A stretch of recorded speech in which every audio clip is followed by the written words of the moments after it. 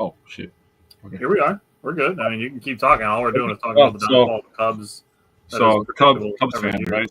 I'm talking all this shit about PCA. What up, Connor? How you doing, man? Welcome in. And I'm just talking trash, and he's like, PCA is the best center fielder in the league, and it's not even close. I'm like, first of all, that's an egregious statement to say it's not even close. There are other great defensive center fielders. As soon as somebody says it's not even close in a discussion, I already know that whatever they're going to say. Yeah, it's not valid. I said, Garrett Mitchell, as unlucky as he's been with his injury history, it's a little sad. He's been very unlucky. He's a great defensive center fielder. Blake Perkins just last year proved that he's a great defensive center fielder, robbing, 5 home runs? He was a Gold Glove center field candidate last year. Taylor, welcome back. Connor said when Yelich hits, this team is good. That's absolutely true. We're going to be talking a lot about Yelich today, too. That doesn't even consider the fact that Contreras has been hurt with the thumb, and he's not hitting. Imagine if he's going to just be healing up as time goes on. Yep. I mean, I got a lot of we got a lot to discuss. Let's just get into it. Let's get into it. I don't want to foreshadow too much. Can't hear you today. Welcome to another episode of the Wisco Fanatic Show, where we cover the Packers, Bucks, Brewers, and Badgers basketball and football teams from an optimistic and realistic perspective. Wisco Fanatics is brought to you by Cardboard Legacy, Wisconsin's most complete sports card shop. Buy, sell, grade, and consign all at their location in Oshkosh. Okay, so we have one Cubs game. We should have two Cubs games, but, it's such an annoying situation to even discuss why we don't have two Cubs games to talk about today, because they didn't want to face Jacob Mizorowski and Freddie Peralta on the same day. And I hope when we had that doubleheader in August, I hope that the Brewers line it up that they have to face Freddie Peralta and Jacob Mizorowski. I would do Freddie day game, Mizorowski night game. Bring the heat all day. Actually, thinking out loud, might be better to have Mizorowski go first. Come at you guns blazing, and then you can have a more established pitcher, pitch the nightcap in a game that might be a must win in that scenario. We're going to be fighting for the division for the next couple of months now, so it's going to be play 5 games at Wrigley in 4 days in August, which is just annoying. But might get rained out then too. You never know. Yeah, watch that happen too.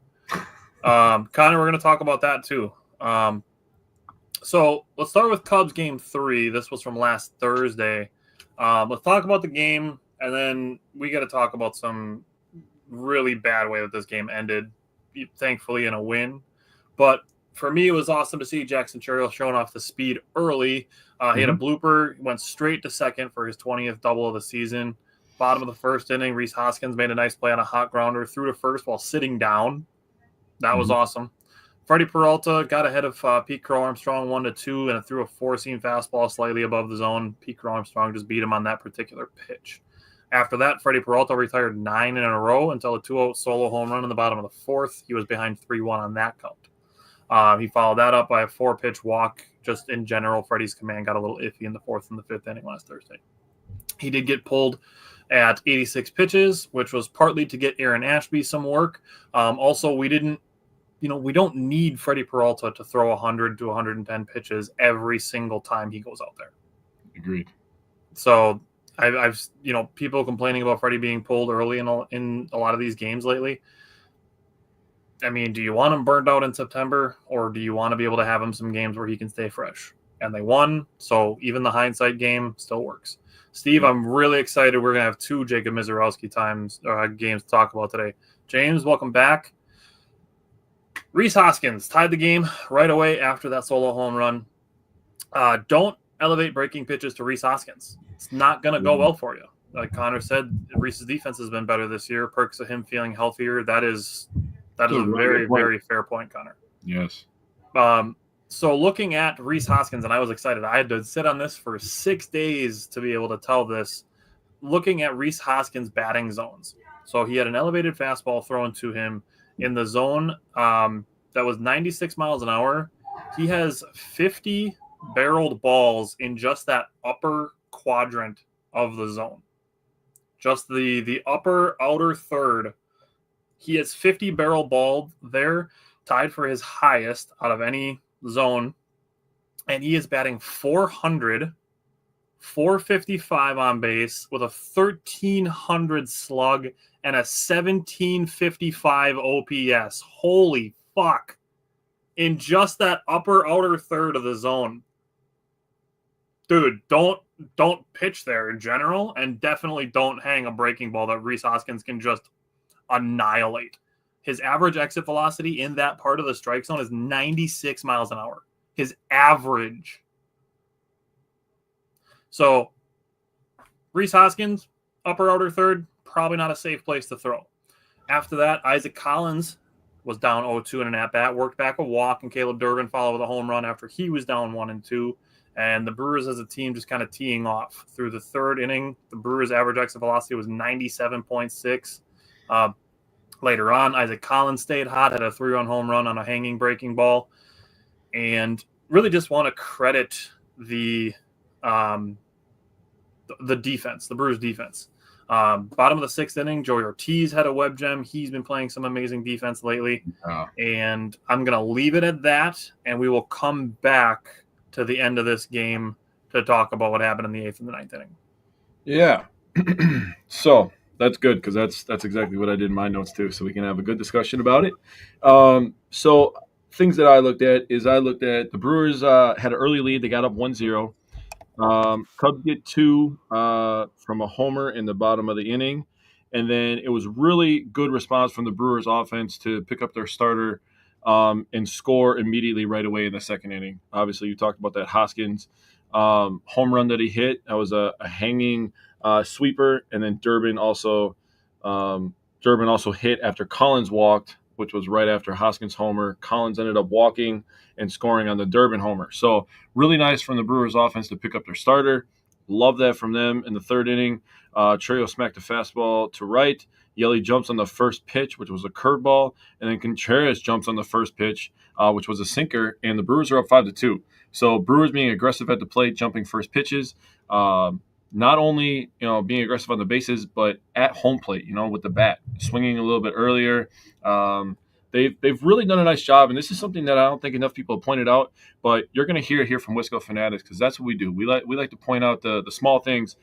The Brewers do a really nice job of adjusting their offense, kind of by a matchup basis, where some starters, they'll take some pitches and they'll just look to make some contact. Like today, how they got after schemes, which we're going to talk about later, is they were just trying to make contact, any kind of contact, make them pitch from the stretch, put a lot of pressure on them. And then you have days where, they will take more pitches, and that's how they'll get your pitch count up. So they've done a really tremendous job this year. In the fifth inning, the Brewers did a lot of damage. Contreras had a 4-pitch walk. Terang had a double down the line. A very good at bat. He took the first 5 pitches of that at bat. Obviously, you're going to take the first couple pitches of the at bat after Contreras gets a 4-pitch walk. But then for him to slap one down the line after taking the first 5 pitches, one of the first couple pitches that he took was a curveball. He saw another one, and he did not miss it. The 2 strikes and the 3-2 were back-to-back cutters. And then Hoskins pop up and Collins in a 1-1 count, hanging curve, smacked that thing to dead center, did not miss it. Isaac Collins got on a heater for a few games in a row here. He was kind of leading the charge with the bottom of the order, which we're going to talk about a bunch. Yep, whole bunch. In series with the Twins. But Collins was leading the charge with the bottom of the order as he was just going crazy. 8-3 Brewers. Through 5 innings, the Brewers had 26 at-bats. That's pretty good. We talk all the time about stacking traffic, so I'm trying to find ways to talk about stacking traffic. Yep. Getting more at-bats is a good thing. They had 10 hits, they had 8 runs, and 2 walks. So you're talking about these guys just getting on base any means necessary, hitting the ball. They can hit the ball 4 feet in front of home plate, and they're going to find a way to get on first base, which is amazing. That's what this team is built for. You did a really nice job a few years ago in my opinion, mapping out what the Brewers were drafting for. They're drafting for contact and speed and defense. And you're seeing the fruits of those labors getting put into play quite literally for the 2025 Brewers. Nicely done. You're welcome. I worked very hard on that part of my notes. So now we got to talk about a late game situation. And the first thing I'm going to say about this before I give you the floor is Murphy was giving the umps the fucking business, dude. I'm going to cuss a few times. I apologize if you don't like cussing. Murphy was cussing. So if you don't like cussing, you didn't like the end of this game as well. But Murphy was giving them the fucking business, and rightfully so. Rightfully so. So, all right, I'm gonna let you go. I'm just going to say I counted 4 pitches that should have been strikes. And that is just me being generous to the umpire, in my opinion. I would say at least 4, and I'm going to just roll through the whole 8th and 9th inning because it's just garbage. Yep. Connor, correct on shout out to Jackson for his multi-walk game. Maybe that fucking random dude from ESPN radio won't want to trade him anymore.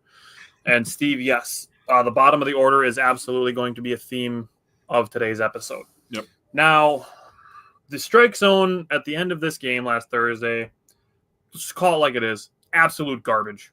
Yeah. Absolute garbage. And I'm going to go through it because I went back and rewatched the game to look and see if the couple of Cubs fans that I had in the Brewers mentions were accurate in saying that it was, make up from the beginning of the game. And it wasn't. Freddie got one lucky strikeout, I'll say, and it was in the bottom of the 3rd inning in a 3-run game with the bases empty and 1 out. Okay. Now at the bottom of the 9th inning of a 1-run game, hence what the umpire scorecard deemed as 0.85 runs of favor for the Chicago Cubs. Mm-hmm. Essentially, umpiring led to almost an entire run of favor for the Cubs at 0.96 and 0.11 for the Brewers. So 96 minus 11 gives you 85. So 0.85 runs of favor for the Cubs because of where these pitches were. Now, literally the next half inning after Freddie Peralta got that one lucky strikeout, the top of the 4th inning, Durbin got rung up on a similar pitch. So we're even already in the 4th inning. So I don't want to hear this bullshit that 8th and 9th inning that it was evened up from the beginning of the game because the Brewers were not getting that much favor like the Cubs did in the 8th and the 9th. Yeah. And the thing that bothered me about it is that the bottom of the 8th, Abner Uribe was pitching, and he gets probably 2 pitches that should have been strikes. Dansby Swanson should have struck out. And I saw a couple people saying Abner Uribe, his command was erratic. And I disagree. He wasn't really erratic, and there should have been a strikeout in there. And to that point, Trevor McGill in the bottom of the 9th, he wasn't erratic at all, and he arguably had more egregious pitches missed. And then on top of it, in the top of the 9th inning, Christian Yelich gets rung up on 2 pitches in the exact same places that McGill and Uribe are throwing balls, not getting called strikes. That's what pissed me off about it. You ring up Yelich, and you give Uribe and McGill a tighter strike zone. That, to me, is where this becomes garbage. Mm-hmm. So, before we get to, what this actually ended up meaning, because the Brewers did win, thankfully, there was one pitch that Durbin had called against him. That was an inside pitch that should have been called a ball, called a strike, and he ended up hitting a home run out of it. So he got his get back a little bit there. But that same pitch, like I said, McGill and Uribe did not get. Now, I will say this as well. During the game, the Cubs were given plenty of edge pitches called strikes. McGill had 2 really bad missed ones versus his first batter. And then during the Suzuki at-bat, just an insane miss. Like, it's like a whole baseball inside the strike zone. Like that, I mean, even during the broadcast, you can hear them saying, like, that can't happen.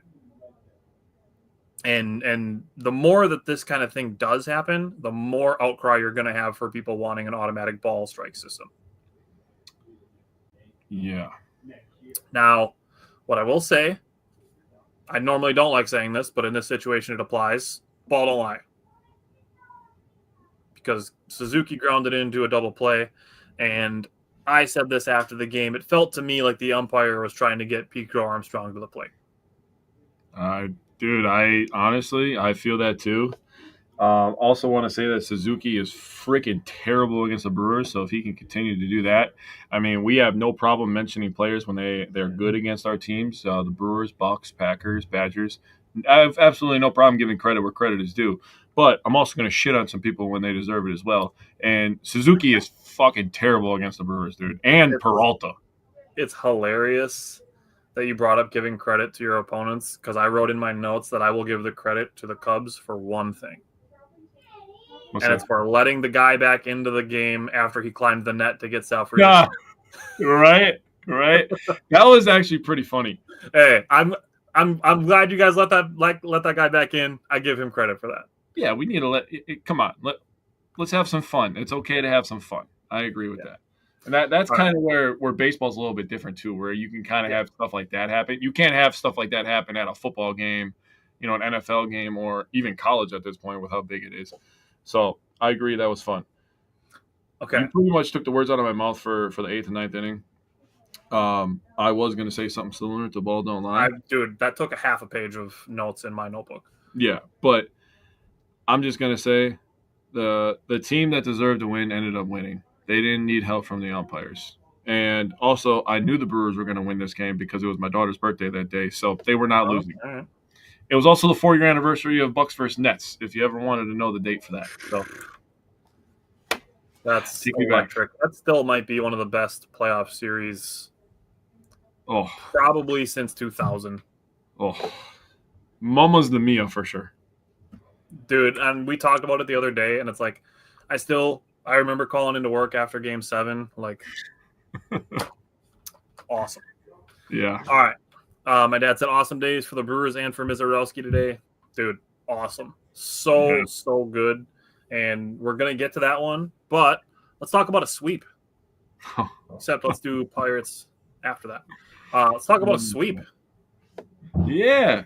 So nothing new here. Just a Wisconsin pro sports team beating the shit out of a Minnesota's pro sports team. So we all love that. And the first one's even better because it's 17-6. And they had to score a majority of their runs off our position player. So that's crazy. You can very easily think of this game as 12-2, and I would be okay with that. Yeah, you very well could. So the Brewers, 17 runs, 19 hits, 23 total bases, and 5 players left on base. That is a series worth of stats for some teams.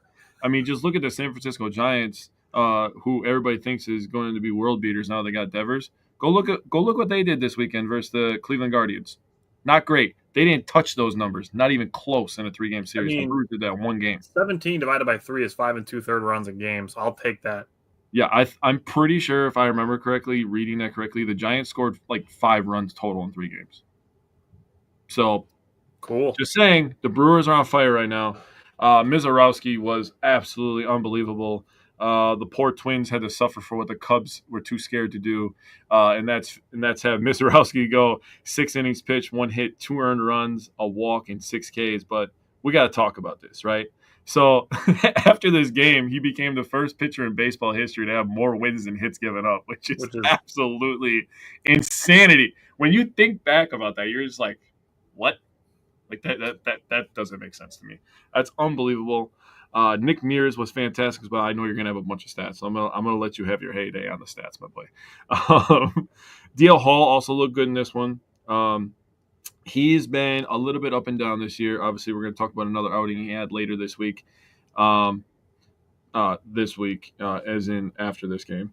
And Bauer's pitching this one too. Again, he gave up a couple earned runs, had a couple walks, but he's throwing like 58 miles an hour, 62 miles an hour. He's not out there because he's trying to be productive. He's out there because he's trying to get us to the next gosh darn day. So the thing that really stuck out to me, now obviously Christian Yelich having 8 RBIs, up to 52 in the year at this point. That was his career high. Also tied the Brewers team record for most RBIs in a game with Rowdy Tellez. Contreras, Frelick had 3 RBIs. Churio and Ortiz had 3 RBIs. So Yelly had the longest distance hit of the game at 429 feet, but it was not a home run. 429-foot double is got to be the longest double in baseball history. That's a home run in 27 out of 30 ballparks. Yes. So I also wrote down Yeli's exit velocity. So his first at bat, 70.9, below average. 65.1, below average. He's over 2 at that point. He said, bet. His next at bat, 108 off the bat. That'll do. That's a single. His next at bat, he had a double, 105.4. His next at bat after that, the double that went 429 feet, 107.5 miles per hour off the bat. And then his final at bat, 105.4. So he went 4 for 4 in those ones, and he hit the ball really, really hard and really, really far. And the last thing that stuck out to me was the top 3 in the order combining with the bottom 2 in the order. And you're talking the top 3 being Frelick, Churio, and Yeli. They absolutely dominated. Durbin and Ortiz as the bottom 2 in the order. If you combine just those 5 hitters together, they were 14 for 23. That is a 608 batting average, by the way. That sounds incorrect saying that out loud. 13 runs, 16 RBIs, 4 walks, and only 5 strikeouts. I will take that every single day and 14,000 times on Sunday. Yep. Don't worry. I was trying to leave some breadcrumbs for Tyler, my buddy.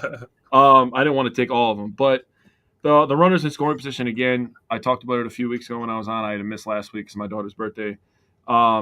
They had another game where, and this was against the Phillies, I believe, where they had 10 plus for 10 plus in the runners in scoring position. Again, in this day, 11 for 16. That is filthy stuff.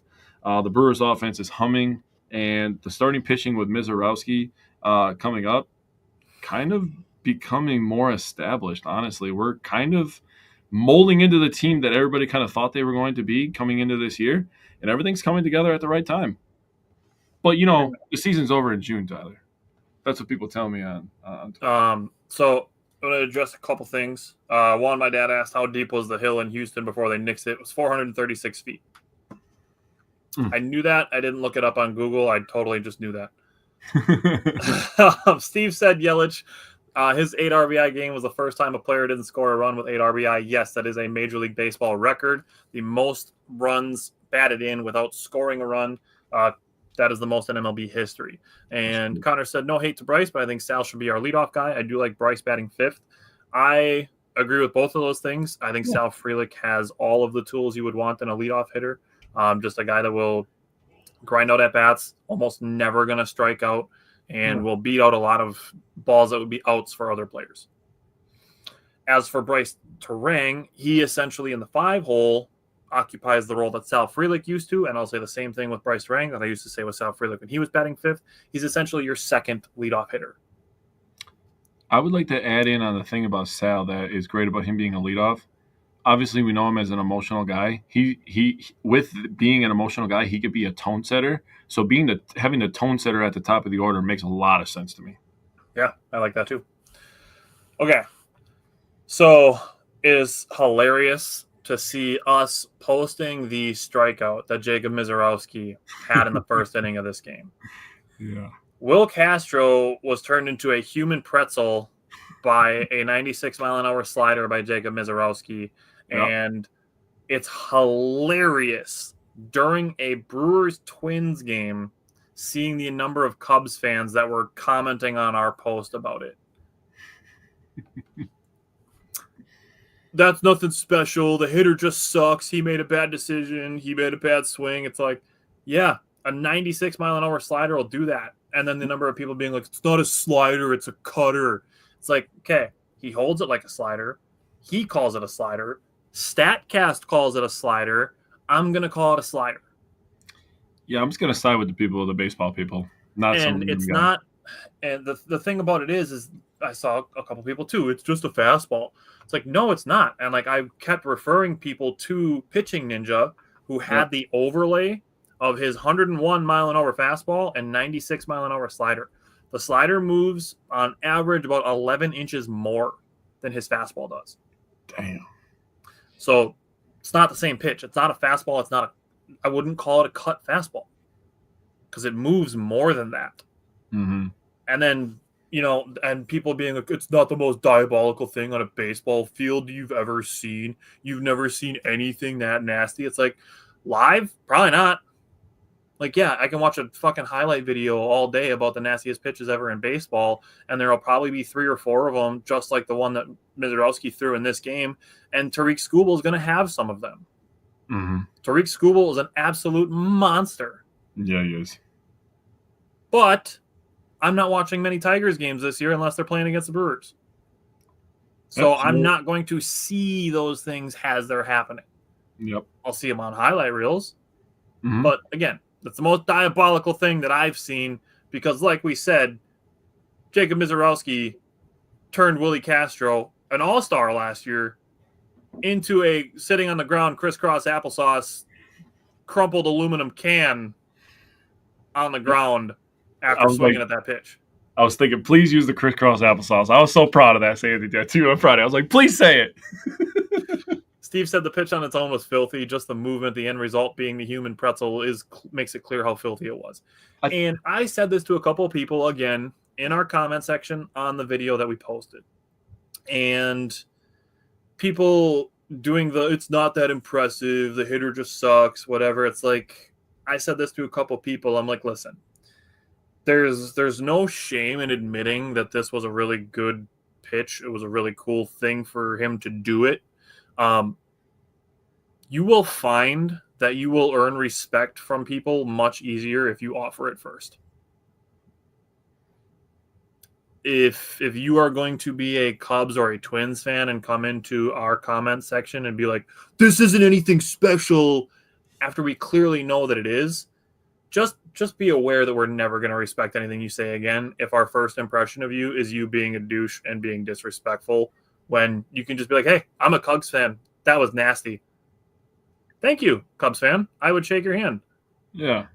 I mean, there's a reason I'm so against PCA. It's because every time that Cubs fans talk about PCA, they have to, and this is just such classic Chicago behavior, they have to mention, you guys, which Churio was as good as PCA? Why can't you just enjoy your guy? Why do we have to have this culture where everybody has to get knocked down to lift your guy up? PCA's having a good year. Is he the greatest thing I've ever seen in my entire life? No, because I got to see Barry fucking Bonds. Like, that was the greatest hitter I've ever seen in my entire life. And Churio's still pretty awesome. Churio's awesome, dude. He plays 3 outfield spots. He's 21 years old. He's the youngest player ever to have a 2020 season. I mean, he's legit. I'm very happy with it. And if we're doing this, like, yes, PCA has more home runs by like 7 or 8.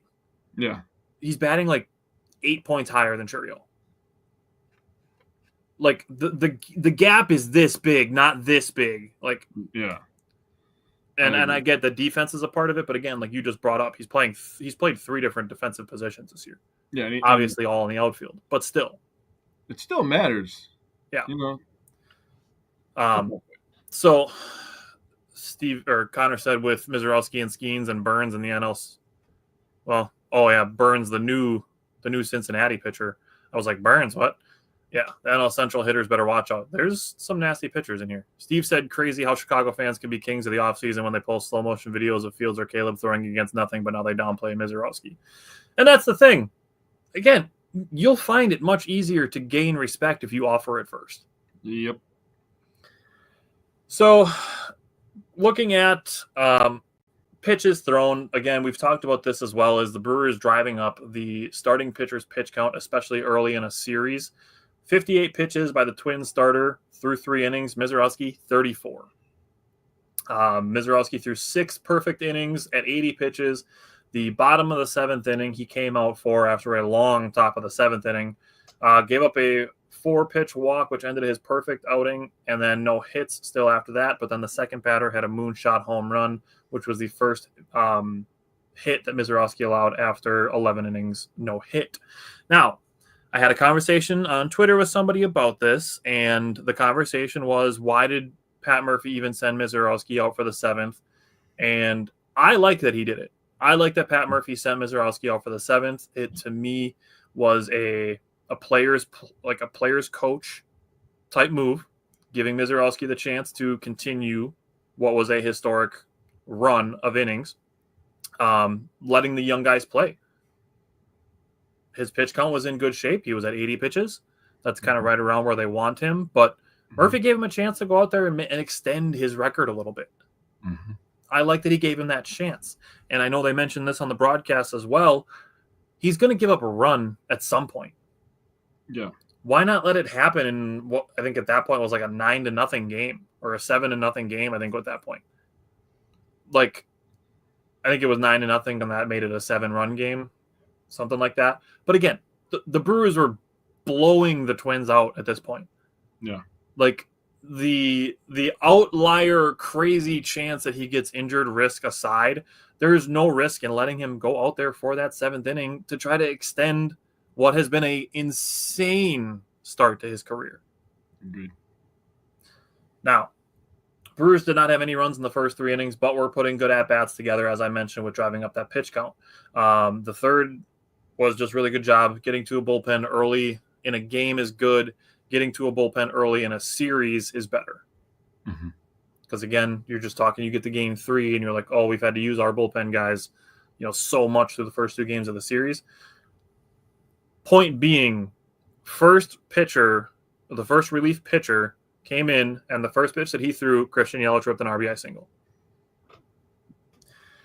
Chourio, after 2 walks, extended his hitting streak to 11. And Sal, great hustle to score from first, and good base running by Chourio to follow him all the way on third before the throw home. And my dad said sitting on all week on no hits would have been a lot too. And that's the thing. Like, all that does is just put more pressure on you. Yeah. It makes you tense for the beginning of what today's game would be. He goes out for the first inning today. He gives up a home run. Then you're talking about tanking the next 5 innings today instead of just being like, okay, you gave up 2 runs in the 7th of a 9-0 game. You were still awesome for 6 innings. Yeah. Yeah, I'd much rather have it happen at the end of his start in a 9-0 game than at the beginning of a 0-0 game when the other guy pitching is Paul Skeens. Yeah, that's a good idea. All right, let's talk about the bottom of the order. 7, 8, 9. In the top of the 7th, they manufactured a run. Great job to get on base for the top of the order. Sal Frelick drove a run in. Jackson Chourio had his second walk to load the bases for Christian Yelich, who cleared the bases with a double down the left field line. Top of the 8th inning, 7, 8, 9, manufactured another run. Sal got on again for Christian Yelich, and Christian Yelich again cleared the bases, which would have been a grand slam, like I said, in 27 out of 30 ballparks. The only 3 being Target Field, Chase Field in Arizona, and Coors Field, oddly enough, in Colorado. Those are the only 3 that ball would not have been a home run in. Last thing, 19 hits, 6 walks, 3 of them came by Jackson Chourio, 17 runs. And again, if you want to call this like a 12-2 game because 5 runs and 4 runs were given up by position players, it did result in Christian Yelich getting his career high in RBI, so that's still a good thing for the against the position players. So it counts, but I mean, the game was about Mizorowski and the offense being hot. 8 runs against Chicago on Thursday, 17 runs against the Twins on Friday, and then we see this thing where people are like, oh my God, save some runs for tomorrow. And then we get to Saturday's game, and again, the Brewers just seeing a ton of pitches. 30 in a 2-run first, aided by their speed just causing havoc. Christian Yelich stole a base. The throw goes into center field, and Sal Frelick scores on it. Christian Yelich scores on a sac fly after that. And then the Brewers tack on in the 8th inning again, the bottom of the order producing runs. Isaac Collins scored Terang on what was ruled a sac fly. Bader misplayed it.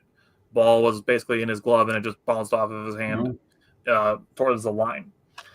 And then Collins got the 3rd and scored on a ground out, and Joey Ortiz got on base again. Joey Ortiz, I'm going to give you the numbers from his road trip because they're fantastic. Yeah. Top of the 9, more questionable defense by the Twins led to a high pop-up in the sun by Rhys Hoskins, became a double, and Isaac Collins got to the plate, and he stayed hot with a 2 RBI double. So, again, at this point, the Brewers had scored 34 runs in 3 days and 26 in 2 games against the Twins with no home runs. You son of a bitch. Do you know when the only time that was happened? No, I don't. That was the 3rd time since 1952. that they scored 26 runs in a 2-game stretch with no homers. That was Times since 1952. Now, I want to talk about Jose Quintana because he threw 27 pitches in the first inning. He had 2 walks, and his breaking ball's just not quite coming along yet. His fastball and changeup looked a little bit better at the beginning of this start, but he got through 4 scoreless innings, 69 pitches, only 1 hit, and the 4 walks. Nice and great work for him to finish 6 innings pitched. Yeah, especially after a 27-pitch first inning. He finished 90 pitches through 6 innings, which means he finished the 2nd, 3rd, 4th, 5th, 6th, 5 innings in only 63 pitches. That's basically 12 pitches an inning. That's great work. That's where you kind of expect Quintana to be around, right? If he's starting games by throwing 12 or 13 pitches an inning, we're gonna get 7-inning Jose Quintana soon. Yeah. Honestly, having Quintana go after Mizorowski is fucking diabolical in baseball terms, bro. You have this guy, Mizorowski, who is still so young and new to professional baseball. Every start he makes, I mean, he's going to make starts, at home, obviously, but every road start he makes is going to be his first start up in that stadium. And he's just going to be gassed up. And he's already got a 100-mile-an-hour arm. So that's when he's going to be reaching back and hitting that 102, 103 pretty consistently. So just insane for that. And then you got a 96. I mean, we could talk all day about Mizorowski, the 96-mile-an-hour slider, and he's got all this stuff. And then you got Quintana, who throws an 89-mile-an-hour fastball and will just dot you up all over the strike zone, control every single pitch. He's throwing 5 pitches, and you're just like, well, what the fuck, dude, is going on? One's coming from this way, and he's huge. One's coming from this way. This guy's been a vet. He's been around. He's played for a bunch of teams. I love it, dude. I love this. I was so jacked up. I remember being at work. I was so jacked up when they signed Jose Quintana. I was like, yeah, that's such a good signing. That's a Brewer move. That felt like a Brewer move. And it taking a Brewer killer away from the rest of the league. Yeah, very true, because he's played for the rest of the division. So good for – he's now finished the NL Central gauntlet hand, so good for him. Anderson was good in this one, and Ashby was tremendous. Ashby's changeup, dude, might be his best pitch. And his fastball, his sinker, his sinker is freaking disgusting. He's got a good slider, but dude, this was a different game. But his changeup is fucking filthy, dude. It's filthy. The Brewers teach changeups. I love changeups. Obviously, we had this discussion before. But I love changeups, dude. I love changeups. I mean, we've had conversations. It's been said on broadcasts, like, to be a successful starting pitcher, you have to have a changeup. Like, I know you've said that recently. Yeah. But the Brewers pitching lab, the best pitch that they've been teaching the last 4 or 5 years has been changeups. Yeah. Freddie Peralta throws like 14% changeups now. He never had one. Yeah. Now it's like his 3rd most used pitch.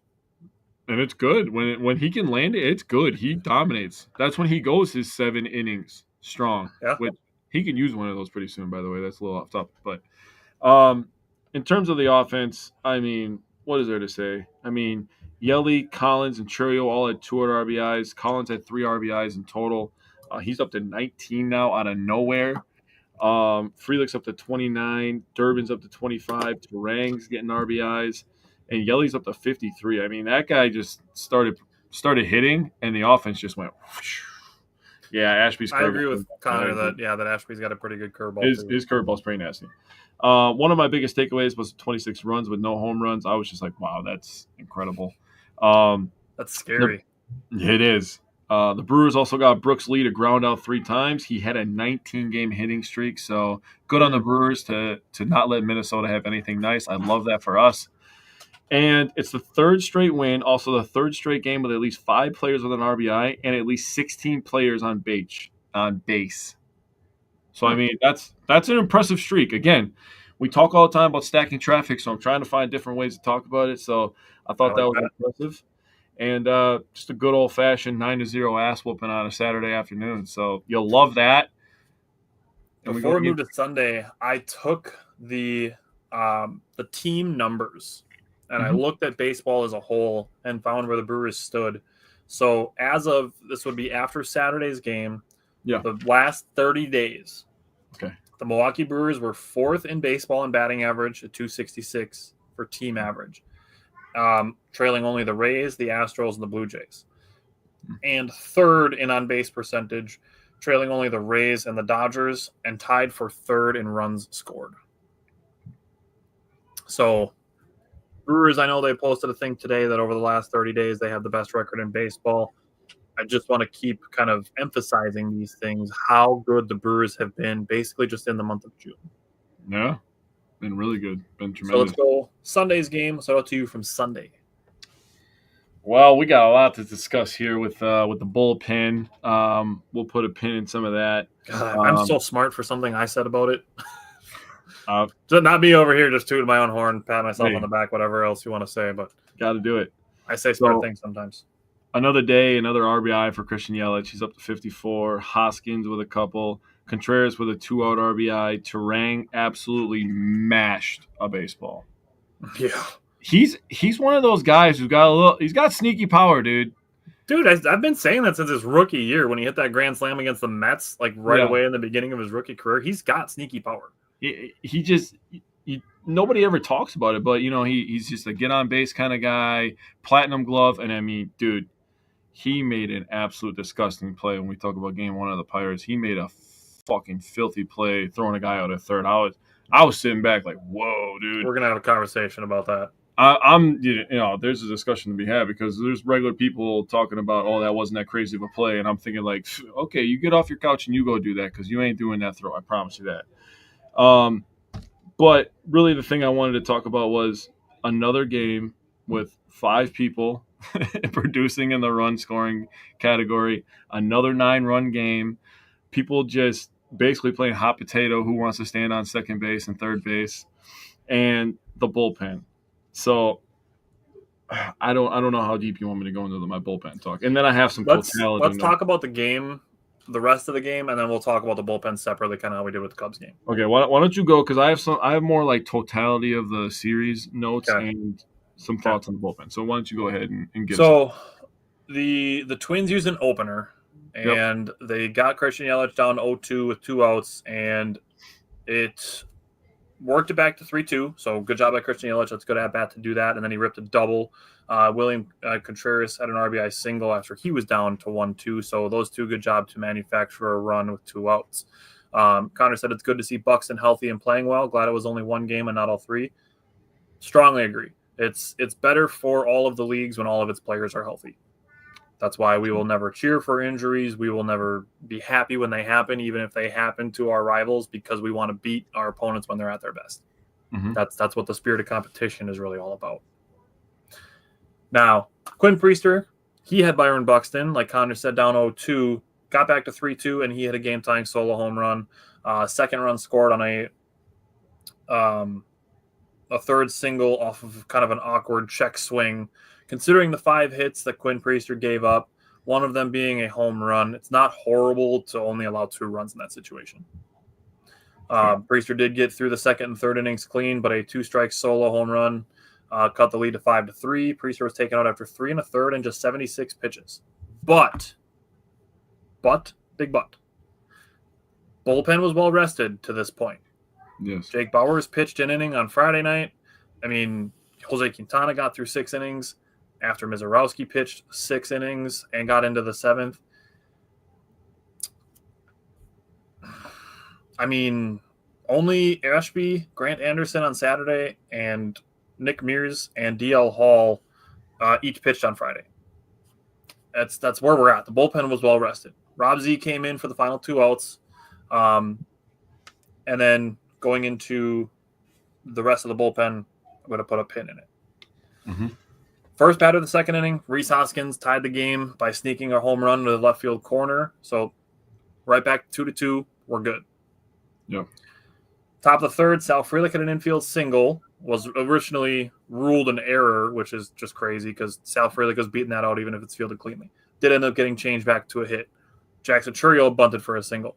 Christian Yelich had a chopper infield single. And good hustle by Jackson Churriel to get to third base on that. And just, 4 for 4 for the Brewers to start. Actually, I think it was 5 for 5 in the first 5 innings of this game. They scored every inning. And doing it with speed. Yeah. Top of the fourth inning, another infield single by Caleb Durbin. Got to third base on a Joey Ortiz single, and then scored on a wild pitch. He would have scored on Sal Frelick's sac fly, but he was kind of caught in a no man's land, kind of back and forth type thing. That stuff happens. He ended up scoring anyways. Baseball gods threw us a bone by throwing a wild pitch, and he scored anyways. Also, Caleb Durbin's a rookie. Don't forget that either. Yeah.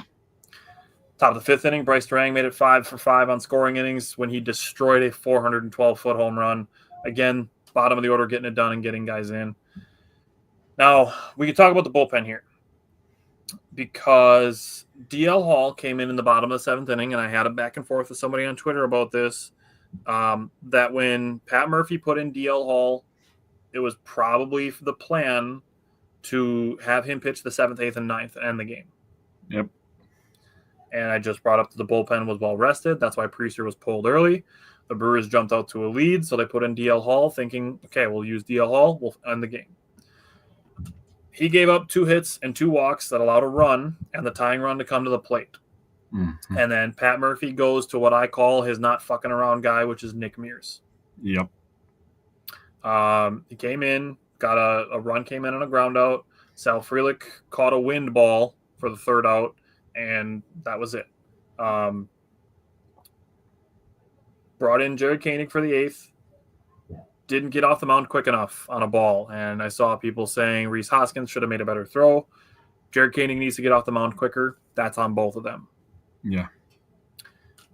After that, a home run, made it 9-8, multiple 2-strike hits, and then Trevor McGill came in for a 4-out save and slammed the door despite giving up a double. Now, I had this conversation because somebody brought up, oh, why are you letting DL Hall come into this game? He just pitched on Friday. Normally he's been given a week off in between outings. He hadn't pitched before that Friday, so game 1 of the Twins series, and since the previous Thursday. So he had 6 days off before Friday. He threw 15 pitches on Friday night. That's 15 is nothing. Now, if you're throwing 15 back-to-back days and you're throwing 5 times in 6 days and you're throwing 15 pitches, that's kind of a lot. But you have 6 days off, you throw 15 pitches. 2 days later, you can probably go 3 innings if you're normally prepared as a starter. His arm is strong enough. I agree. I mean, we talk about guys like, people love to romanticize CC Sabathia pitching on 3 days rest and stuff like that, or Madison Bumgarner coming out of the bullpen in a World Series game the day after starting a game. Like, he can throw 15 pitches and 2 days later throw 3 innings. Well, first of all, I would like to say that's what makes those situations with those guys special. And we're not asking for something of that magnitude. Yeah. I'm asking for 15 pitches and 2 days later 3 innings. He's coming into a goddamn 9-2, 9-3 baseball game and trying to get us through 3 innings. Getting 9 outs for us. And the thing is that just because this game gets to 9-8 doesn't make it a bad decision from Pat Murphy. Because when you are Pat Murphy sitting at the end of the 6th inning saying, hey, I can put in, my Ashby or my DL Hall, Ashby obviously pitched already, and get me through the rest of this game and give my A bullpen another day off, you don't know that you're going to get into a situation where this is going to end up being a 1-run ball game and you're going to need your A bullpen. So the thing that I said that I felt was pretty smart of me to say is you can't be in the 9th inning going, oh, this is a 9-8 game. Murphy should have never put DL Hall in the 7th inning. Hindsight does not equal insight. You don't get to sit there in the 9th inning and say it's stupid that DL Hall was put into this game when you don't know in the 6th inning that it's going to be a 1-run game in the 9th inning. Pat Murphy doesn't have a crystal ball. He can't see the future. He doesn't have a time machine. You don't know that. You have to just try to play these things as strategically as possible. And the strategy was, I can use my 3-inning long relief guy, who is normally a starter, to save my bullpen when we have a 7-run lead. I would like to do that because most of the time your guy's going to get you through those innings, maybe give up a couple runs. The Brewers could win 9-5 and nobody bats an eye. But because this game did end up getting tied by DL Hall giving up some runs, Nick Mears allowing one inherited runner to score, and Jared Caney giving up a couple runs, it becomes a closer game. And Trevor McGill has to be used. Brewers end up winning anyways by Trevor McGill getting a save. After I said the hindsight doesn't equal insight thing, there was no reply from it. It's done. The Brewers won. That's the bottom line. They won. Yeah. I mean, if you really want to do something, you can give a lot of credit to McGill getting a 4-out save, had a monster strikeout in the bottom of the 8th inning with runners on first and third. Again, a big boy strikeout. And then you get to the 9th, and McGill got himself in a little bit of a sticky situation where they had to intentionally walk Buxton because he was on fire. He had 2 home runs at that point. He's absolutely a lightning rod when he is healthy. Afam said Ashby's real good, and as long as Joel Papaya is not mentioned, Afam's good. Well, I mean, if he's there in AAA, if we get into a pinch, I would trust him. Yeah, me too.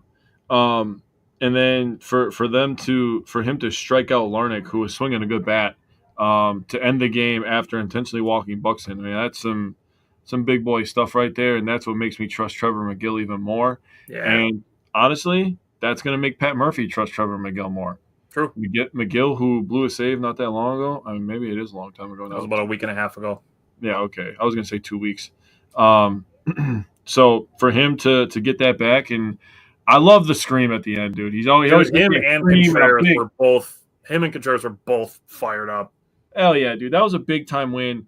Another thing that this win did is it got them back to 500 on the road, so they're now 20-20 on the road. Love that. Showing that they can show some fight playing at other team stadiums. Also, it's a little bit of get back for the Brewers. The Twins, who were on fire the first time they faced the Brewers this year in Milwaukee, they came in and they took a couple games for us. Well, now the roles are reversed. Now we were on fire and you were trending downward, and we got to beat the hell out of you in front of your home fans. And they have a nice looking stadium. I actually like the Twins stadium. I would go to a Brewers Twins game there. It looked pretty cool. But do you want some end of series notes, some numbers here real quick? Yeah, let's do it. I mean, Connor said he forgot to bring up during game 1, but seeing Sal Frelick at first base was cool. I mean, what can't Sal Frelick do, I guess? Like, I would like to see him at third base. I remember them trying him out. But, I mean, Andre Monasterio could play first base if you need him to. Like, it was a position player pitching inning. Fuck it. Like, let Sal Frelick play first base. That's probably what Murphy said. To play every position, catcher, pitcher. I want him to play all of it. Just so I could be like, yeah, Sal Frelick was a dog. But here's some notes, and these are filthy. So if you go over the hits, the Brewers had 47 hits in the series, 15.6 per game. The Twins had 27. They were helped out with 18 on the final day, but they were up to 9 hits per game because they had 18 hits in that final game. The Brewers had 14 walks. That's 4.6 per game. The Twins had 11. That's 3.6. So if you add that together, the Twins had 38 people on base, and the Brewers had 61 people on base. Damn! Yeah, dude, I told you, it's stupid. And you go to the strikeouts, the Brewers only struck out 20 times in 3 games. They've had games where they struck out 18 times in a game. So only 20 strikeouts in a series. 10. Yeah, love 20 times in a series, wow. The Twins only struck out 21 times, so they were at 7 average. So if you do the Twins average of 38 people on base to 21 Ks, they're plus 17.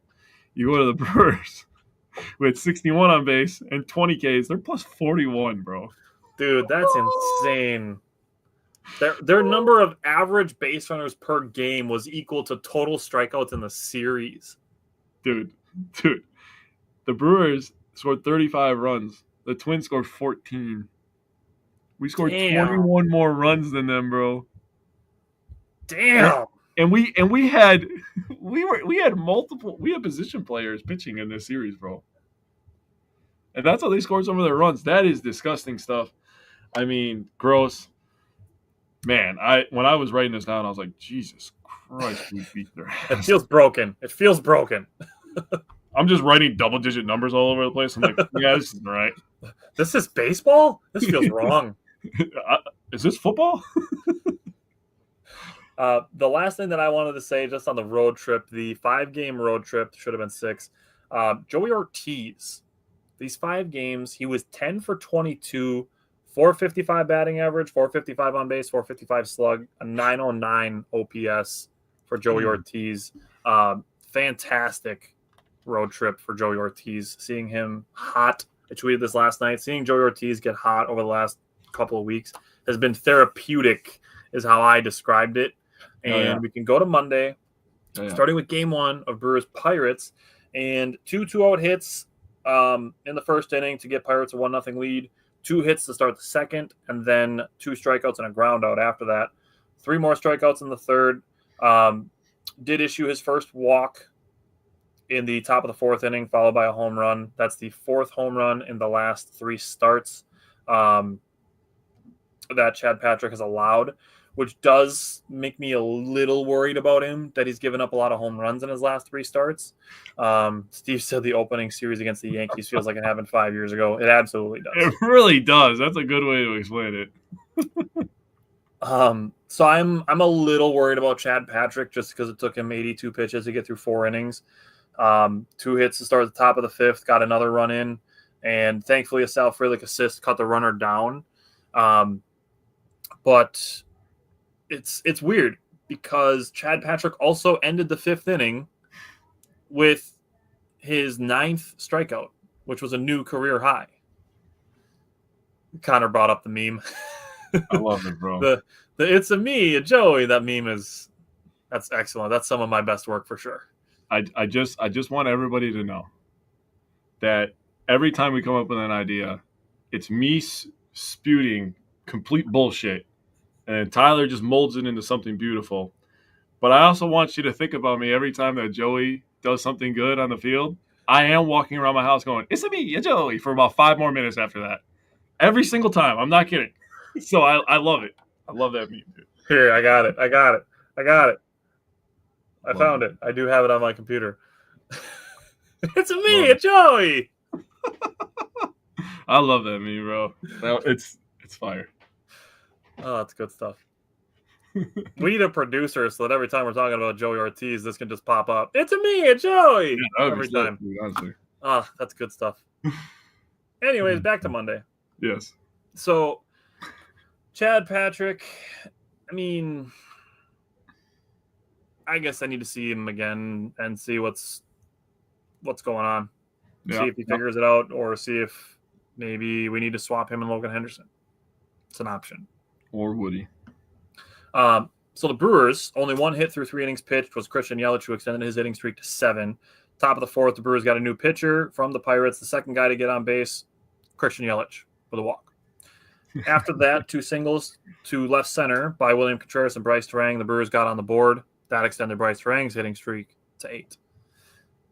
Isaac Collins followed a bloop single. Caleb Durbin followed with a sac fly. The Brewers cut the lead down to 3-2, and Jake Bauers comes up. And I wrote this in my notes that my pre-at-bat guess was a strikeout, and Jake Bauers struck out. I'm approaching saying that Jake Bauers might not be the guy to put in a game with guys on base. Now, I understand he started this game to give Rhys Hoskins a day off, and that's still going to be the case. And I don't know that I'm ready for Andrew Vaughn yet because we've had him for a week. He's mashing down there, though. Dude, his first game, he hit a grand slam. So it's like... Yeah. He's mashing. I need a bigger sample size than a week to be like, okay, I want to swap Andrew Vaughn and we can DFA or trade Jake Bauers. Like, I'm not at that point yet. But a couple more times of Jake Bauers striking out guys on base, and I might get there. It's fair. Bottom of the 5th, Joey Ortiz got another opposite field hit, extended his hitting streak to 7. Sal Frelick got hit by a pitch, and a new pitcher came in and kind of a lucky double play. Ball got hit right to the pitcher, not a super hard hit ball, and because it was still kind of a line drive, Durbin got doubled off. Joey Ortiz got doubled off. Mm-hmm. Now, after that, Christian Yelich got to a 3-0 count, ties the game, mashes a home run. Love to see it. Mm-hmm. Pirates grabbed the lead back from the Brewers from Nick Mears, who has been pitching a lot lately. You know, we talked about bullpen being potentially rested. Nick Mears still has been the guy that's been pitching a lot. Mm-hmm. 9th inning was weird. Jake Bauers almost hit a walk-off. after I was talking shit about him striking out with guys on base. He almost hit a walk-off 2-run home run. Then Durbin had second base stolen but overslid it. I mean, again, he's still a rookie. Like, I get that you don't want to have mistakes happening in the ninth inning of a one-run game to potentially get into scoring position, but, I mean, you're going against David Bednar, so you need to be aggressive because you're not going to get a lot of opportunities. He's one of the better closers in the game, even though the Pirates don't have a lot of times for save opportunities. I mean, he hasn't given up a run in his last 13 appearances, including Monday night, so that's pretty fucking good. And then Jake Bauers got on base. Joey Ortiz struck out looking, and Sal Frelick flew out. That's the way the ninth inning went. It is what it is. Even if Durbin was on base and you have Bauers on base, you're still looking at 2 outs with Jackson Chourio at the plate, which is obviously an opportunity. But again, we don't know. Jackson Chourio could strike out in that situation. He could ground out. He could hit a home run. Playing the what-if game, like I said, you still have to be aggressive with Durbin to try to get him into scoring position. Mm-hmm. So I'm not mad at the decision. Give me your thoughts on the game, and then I want to have 2 quick conversations as it pertains to this game. Yeah, so Trang and Durbin helping out in the RBI department. So good to see those two keep helping produce. Yelly with a 2-out, 2-run homer coming up clutch again to tie the game. So that was tremendous again. Yelly, please just stay hot and stay healthy. That's literally all I'm praying for because Connor said it before. When he hits, this team is good. It moves the lineup. It really does. Yeah. And again, we're talking about a guy, Contreras, who brilliant move by Murph today that not enough people are going to talk about. You give him a day off today, and it's basically you miss 1 game and you get 2 days off. So brilliant move by him. We need to get him healthy and get him hitting again to his regular self. He's not getting the contact that he usually does, and that thumb may be bothering him more than he's giving off. He's going to give the whole tough guy persona, and that I respect it. I completely understand as a professional athlete giving that tough guy persona, but we need him to be at his healthiest later in the season when we're going to need him more in August and September time. So Contreras, Yelly, Hoskins, that's another guy that can just get hot. He can just get blazing hot, become the best hitter in baseball for like a week and a half. He had a couple of weeks where he was like pulling and roping doubles down the line and stuff. Yeah. I mean, there was a point in time he was in 300 for a little while there. Yeah. So if he can just stay hot, this offense is going to be just fine. Now, as far as Chad Patrick goes, he had the 9 strikeouts, so he's throwing hard, right? And right, he's obviously getting stuff by guys. So he has the stuff. I just think that right now location is a little bit of a problem for him. I think that he's leaving a little bit too much stuff over the heart of the plate, and people are just hitting it. And that's the name of the game, really. And that might be the next level for him to, get a little bit better location, where he's not a Mizorowski where he can throw 103 and then have the same arm angle and the reach with the 96 and the 92, changeup. I mean, not a lot of guys get away with mistakes like that when he just has overpowering stuff. So Patrick's got to be a little bit more in tune with his mechanics, I think, and we'll see what happens. But tell me if you agree with this. I get kind of similar feelings about Chad Patrick as I've had with the last 2 years with like a guy like Colin Ray. Yeah. What up, Justin? How you doing, man? Justin, welcome back. And then, obviously Nick Mears gave up a run with his 2 hits. But Ashby, dude. Ashby is one of my 2 talking points, so let it rip. I was like, dude, Ashby's stuff is elite. I don't know. This might be crazy to say. I don't know if he has a bad pitch. His top 4? If his command is good, no, he absolutely doesn't have a bad pitch. I mean, the sinker at 98, he could throw that anytime he wants, really, because 98 is fucking 98. 98's going to play, right? You pair that with the changeup, which I don't even know the numbers, but that thing seems like it's dropping about 4.5 fucking feet, dude. It's insane. I'm watching this game, and I'm like, 98. And then he just drops a changeup in the strike zone. I'm like, oh, yeah, this guy's fucking toast, dude. This guy's so done. I mean, the 6 Ks in 3 innings is really nice as well. He has the curveball. I mean, he's a really good pitcher when he has to be. If he has the command, this guy could be a dominant piece in the Brewers bullpen for the rest of the year. Let's just continue talking about that. I do have one thing I wanted to talk about Yelly, but I'll let you go with Ashby real quick. So I just pulled up Ashby. The vertical drop on his changeup is 30.5 inches. Dude, see what I'm saying, bro? That's insane. That's almost as That's tall as my 2.5 4-year-old. feet versus his fastball that drops 17 inches. So you're talking over an extra foot on a 5 mile an hour slower pitch from just his four-seamer. Jesus. His sinker is an average of 97, so you're talking 6 miles an hour slower and still an extra 9 inches of drop.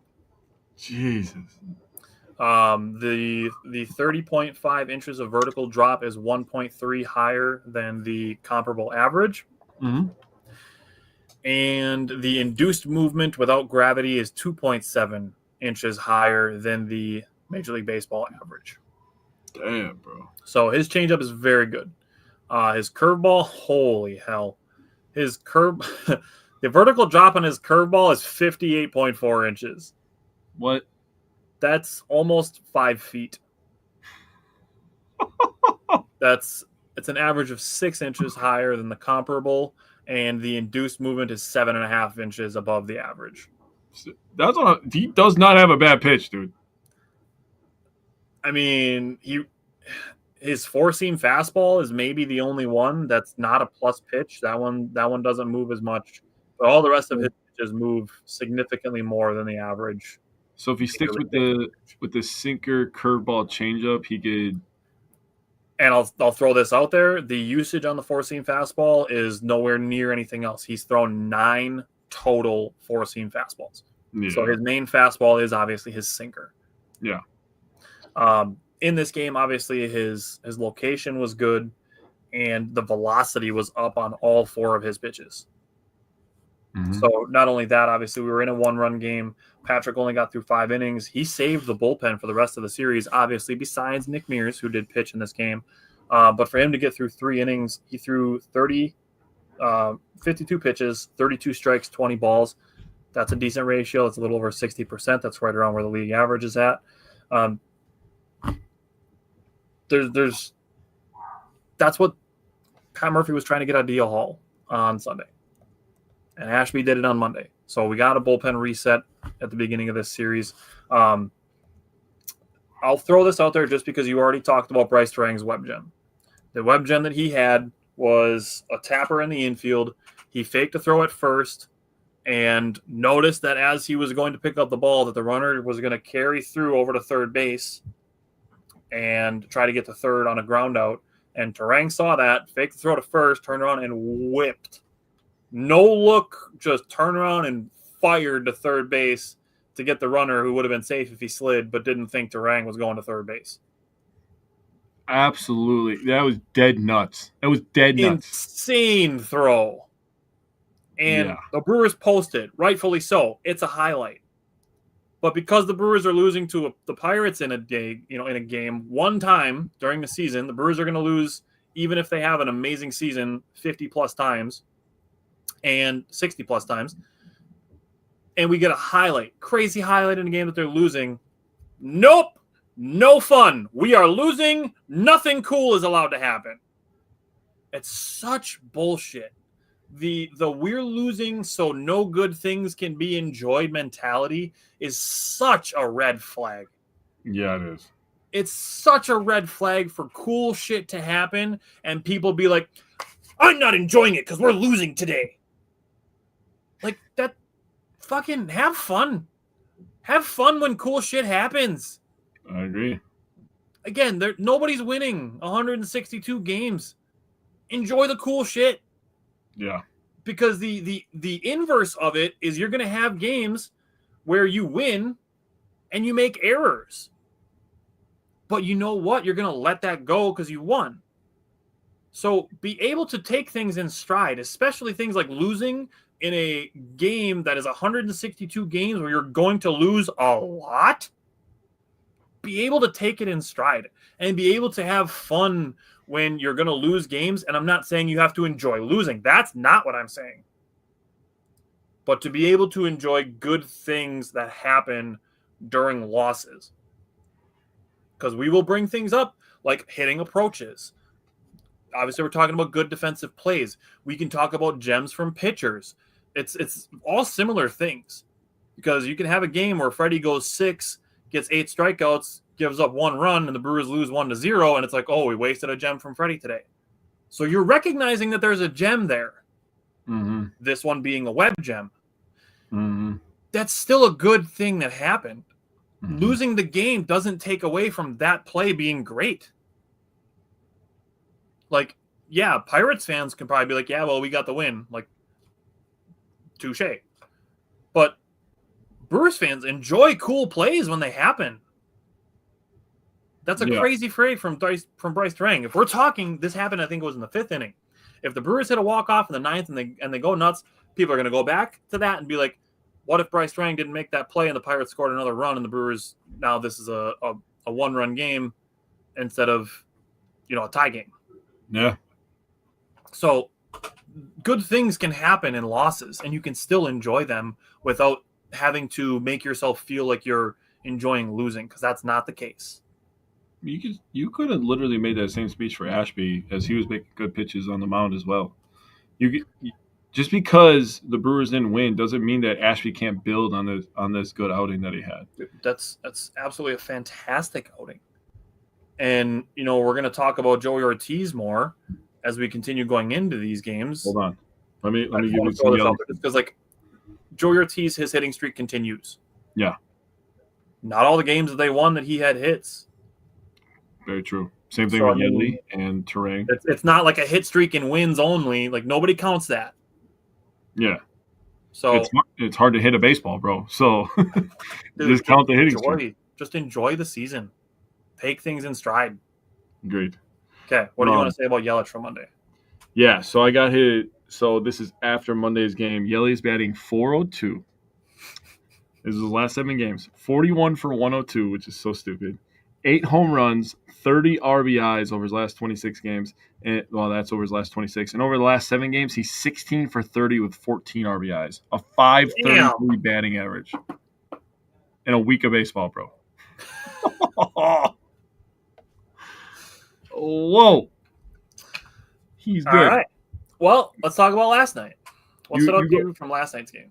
You go ahead real quick. I have to fix my charger real quick. Okay. Go ahead. Justin said, not to get off topic, but the pitch by Mizorowski you guys posted was absolutely filthy McNasty. I'm not a baseball game, but that was mind-blowing. I'm assuming you meant not a baseball fan, Justin, but I'll let it slide. Yeah, and that's the thing. Like, it's Justin's not even a baseball fan, and he's saying that was cool. Like, again, just if you give the respect, you'll find that it's a lot easier to get in return. So thank you, Justin. Last night's game, top of the 2nd inning, 3 straight singles with no outs. The number 8 hitter had a grounder. Brewers got an out at home. The number 9 hitter, strikeout. And O'Neal Cruz had a sliding catch to end the inning there.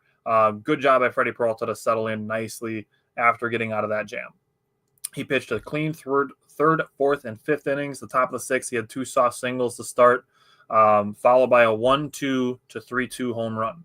Normally we talk about it, how Freddie Peralta is good at limiting traffic, and he gives up kind of a lot of solo home runs, which is true. But a couple of soft home runs, and then he gets ahead in the count 1-2, lets it get worked back to 3-2, gives up a home run. That's an opportunity for Freddie Peralta to put that guy away. Just wasn't able to do it, and then gave up the 1 home run that produced 3 runs.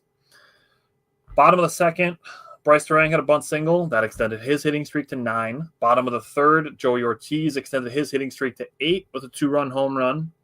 And we get to the bottom of the 4th inning. Caleb Durbin bat flipped his 3-run home run. He knew it was gone. It was awesome to see him playing with confidence. Something that Joey Ortiz talked about after the game, because he made it back-to-back home runs after that for his first multi-home run game of his career. And these 2 guys, Caleb Durbin and Joey Ortiz, have been fantastic defensively, especially Joey Ortiz. But Caleb Durbin made a web gem today. We'll talk about that too. These 2 guys playing fantastic defense and not letting it affect their confidence defensively, that they were struggling at the plate. And now they're hitting well at the plate, and it's like, shit, these 2 guys are really, really good. They've been great defensively all year, and now they're hitting too. Like, the confidence is just oozing out of the left side of the Brewers infield, which is awesome.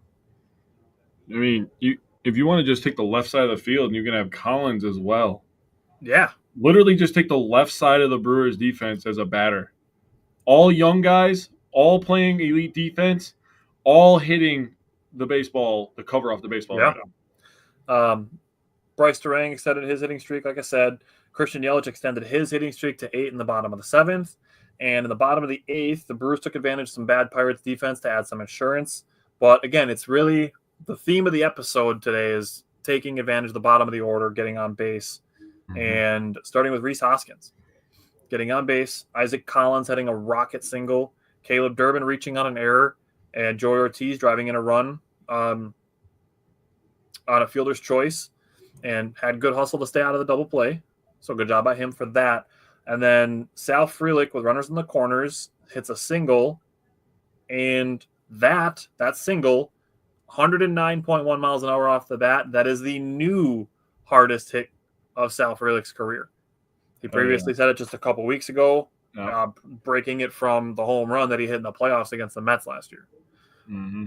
Connor said Durbin looks more and more comfortable and confident at third base the more he plays. I mean, playing time will do that for you. And, I mean, a bunch of these guys have talked about it, that knowing that they're going to be in the lineup every day and, like, Pat Murphy communicating that to them, it does give them confidence. Like, they don't have the tension like, oh, my God, am I playing for my job today? They don't have that. Pat Murphy is instilling the confidence in them by letting them know, like, hey, work through it. Keep doing what you're supposed to be doing in your processes. Christian Yelich is a fantastic example. We talked about this. We, being Wisco fanatics, talked about this April and May. Like, hey, Christian Yelich is hitting the ball hard. He changes his swing like angles just a little bit, and he's going to be mashing. Here we are. He's raised his batting average 80 points in the last month. Dude, he is on another planet right now. So after that, Sal Frelick stole second base, got an easy steal. I mean, a pretty solid way to return the favor for the Brewers losing game 1 to come around and win game 2 last night. So what stood out to you from last night? First thing that stands out is Peralta just cannot get over that 5th inning bump, dude. He doesn't get the respect he deserves, in my opinion. He's 8-4 in the year now, and winning isn't everything for a starting pitcher, just like it's not for a quarterback. Even after last night, he's still got a 2.90 ERA. Yeah, I mean, he's still pitching good, but he can't get through that 6th inning, man. If he starts getting through that 6th inning, man, it's gonna be a whole different conversation with him. Yikes! You want to know what his ERA by inning is? Dude, I know in the 6th it's going to be like freaking like 17. Okay, first it's 265, second it's 159, third it's 106, fourth it's 476, so the 4th inning is his first hurdle. The 5th it's 110, so he's good in the 5th. The 6th it's 10.8. I knew it, bro. I knew it's 6. And the 7th it's 9.0. Well, how many times has he gone into the 7th this year? Probably twice. Not much. Okay. And he's faced 5 batters, and he's given up 1 earned run, which gives you a 9 ERA. Yeah. And he has 1 walk. Okay. So 1 earned run, 1 hit, 1 walk, no strikeouts, and 5 batters faced. That makes sense. So the main hurdles are the 4th and the 6th. Yeah. So, okay, so I guess now that everybody knows that and we're all smarter, we're going to be watching closely in the 4th and 6th inning when Peralta's on the mound. And that is the point of this show, so you're welcome. Rob Z, been very good, dude. He's been a really pleasant surprise since coming back to the Brewers. Clean inning for him. Another guy that knows his role. Dude, facts on that. That's fucking facts. Koenig comes in, inning, 1 hit, clean inning. Anderson, he's been really good, and I have some thoughts on Anderson, actually. So mixing in all these guys, you could throw Rob Z in there as well. Mixing in all these guys that throw 90, high 90s, they throw all these disgusting moving changeups and curveballs and all this good stuff. You got a guy like Anderson who is kind of middle of the road in a lot of his velocities, but it's just the arm angle, I think. Yep. I think the arm angle makes him unique and elite in this bullpen. We've talked about it. It messes with hitters. And that's something that people don't talk about enough with Anderson. He's been pretty good lately. in my opinion. He's been pretty good for the whole year. Like, he's had a couple times where they've asked him to wear some games, but Yeah. I mean, overall, I still think he qualifies for diamond in the rough category. Like, I don't know exactly off the top of my head what his ERA is, but his ERA with the Rangers last year was like 9. Oh, wow. I think with the Brewers, it's like, I want to say it's like 450 at the most. And then obviously Uribe is just, he's good. So you talked about this being Joey Ortiz's first ever multi-home run game. Well, he came into this game with 2 home runs. He left the game with 4 home runs. And this is his first home run. When he hit his first one, it was his first home run since May 22nd, which coincidentally enough was also against the Pirates. Nice. Had to add that little nugget in there. You talked about the back-to-back. Wanted to give a shout-out because Ortiz obviously got 3 of his 4 home RBIs off of the home run. His 4th RBI was off of fielder's choice. So just making contact, man, just those small things adding up into the box score. Another game with the Brewers scoring 9+ runs this week. So it's beautiful. Yeah. I mean, the first 7 runs, 6 of them were driven in by Durbin and Ortiz, and the 7th scored on a wild pitch. Yep. So good stuff from the bottom of the order. I did pull up Grant Anderson's stats. He had an 8.10 ERA last year with the Rangers. This year it's 3.20. That absolutely qualifies for diamond in the rough category, even though he's had a couple of rough games. I 100% agree with that. And Afam, if you're still watching, he's been better than Yoel Payamps was, even though I'm a Yoel Payamps truther. It's fair. Okay. Today's game, we got the Mizarowski versus Skeens matchup that everybody was excited for. And if you were a Brewers fan, super enjoyable. Could not have gone better. Skeens, the most runs that he had allowed in 2025 was 5 on April 8th and 3 on May 1st. He had not allowed more than 3 earned runs since April 8th. And the Brewers tagged him for 4 in 1 inning. Yeah, they did. Paul Skeens, he only allowed 4 earned runs once in 2024. And he had only pitched 5 innings or less once in 2025. He pitched 5 innings. And his shortest outing in 2025 is 5 innings. His shortest inning in 2024, he had 1 outing where he pitched 4 innings. So what the Brewers did to Paul Skeens today is extremely rare by his standards. That was just an 0 for 2 for me. I want to talk about the inning. The Brewers scored 4 runs in an inning, and it started off with a leadoff walk. And Isaac Collins, running for second base, going for the steal, pulled the shortstop away to turn a ground out by Bryce Durang into a single that extended his hitting streak to 10. Joey Ortiz grounded out. And, something happens before that first. It's Caleb Durbin. I wrote in my notes, in bold and in all caps, thank you for not sacrifice bunting with Caleb Durbin. Thank you for fucking Pat Murphy, for Caleb Durbin, for base coaches, whoever's decision it is, for not sacrifice bunting in that situation where you have first and second and nobody out with Caleb Durbin at the plate. He offered to bunt at the first pitch. That was the only one that he offered to bunt at, and he got a single in this at-bat. Mm-hmm. And it's crucial because following that, Joey Ortiz grounded out with the bases loaded, nobody out, run scored. Okay, it's 1-0. That would have been the second out.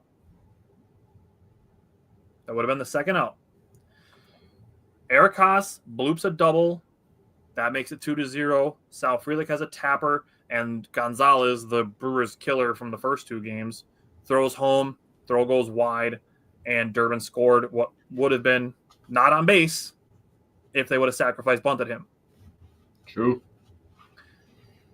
Christian Yelich gets a 2-out single, extended his hitting streak to 9, and he would not have been up if there was 3 outs, obviously. So because he comes up with 2 outs, he hits a 2-out single, and Brewers go up 4-0. It is conceivable that if Caleb Durbin would have been sacrificed bunting on first and second and nobody out, that the Brewers only scored 2 runs that inning. Pirates scored 2 late. They scored 1 off Grant Anderson, and they scored 1 off Abner Uribe. Even if they score 3 runs that inning, we're talking about a much more tense ball game in the 7th, 8th, and 9th, with the Brewers potentially being up 2-1 or 3-1 and 3-2 or 2-2. True. So thank you for not sacrifice bunting in that situation, especially after we've just had all of this conversation about the left side of the infield gaining confidence. Caleb Durbin pimped a home run last night because he knew he got it. Let Caleb Durbin swing the bat. Yeah. So they played for more runs. They scored more runs. That's what I want. I don't want to play to score 1 or 2 when you have the opportunity to score 4. 4 is the magic number.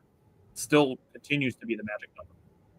So that's my biggest thing offensively. Because on the other side of the ball, Jacob Mizorowski, got him. That dude's real good. Started with a ball. This game just umpire pissed me off on the first pitch. Started with a ball, became a walk. Should have been a strike. That guy steals second, gets the third and a sac fly with a runner on third and 1 out. He threw 5 heaters to the next batter for a strikeout and got Gonzalez to strike out on a curveball. I mean, they talk about it during the broadcast about Jacob Mizorowski having some veteran presence. To have a runner on third with 1 out and to strike 2 guys out, that takes nuts. Yeah. Later on, Jacob Mizorowski, after the Brewers scored 4 runs in an inning, it took Skeens 37 pitches to get through that inning.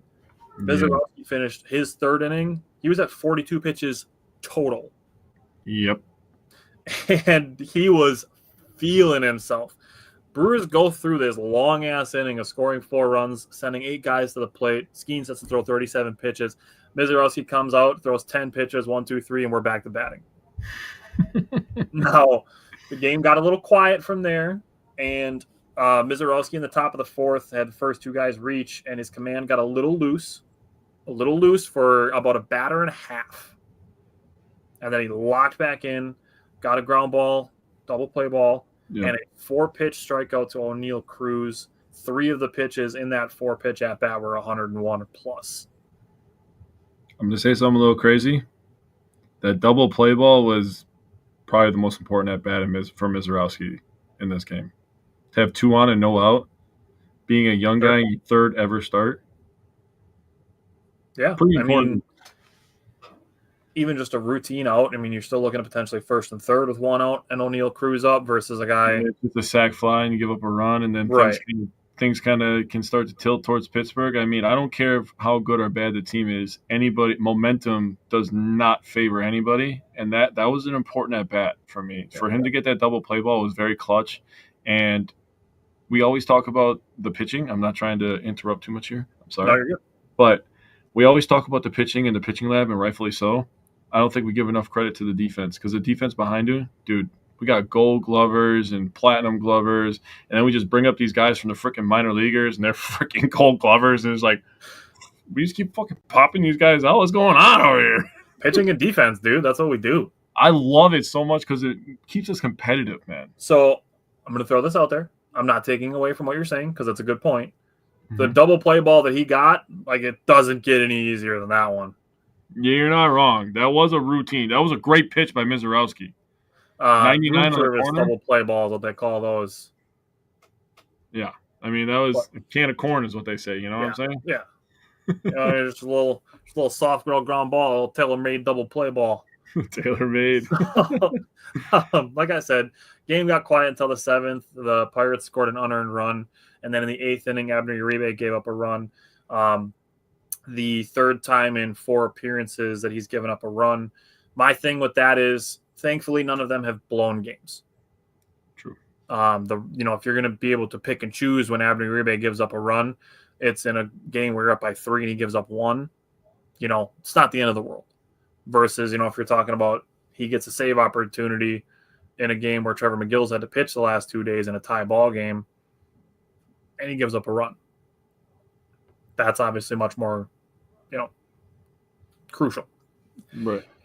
Now, Caleb Durbin started the 8th inning with a web gem, and Uribe still not getting calls. I don't know what it's going to take for Abner Uribe to start getting some strike calls, but it's kind of bullshit.